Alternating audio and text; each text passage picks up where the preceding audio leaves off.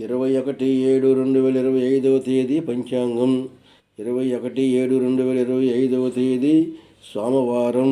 చాంద్రమాన విశ్వవాసునామ సంవత్సరం ఆషాఢమాసం బహుళపక్షం ఏకాదశి తిథి ఉదయం 8:35 వరకు.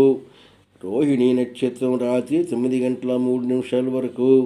అమృతకాలం రాత్రి 6:04 లగాయత్తు 7:33 వరకు. వర్జం మధ్యాహ్నం 1:34 నుంచి 3:04 వరకు. దుర్ముహూర్తం మధ్యాహ్నం 12:32 నుంచి 1:24 వరకు. వర్జం రాత్రి 12:19 లగాయత్తు 3:50 వరకు.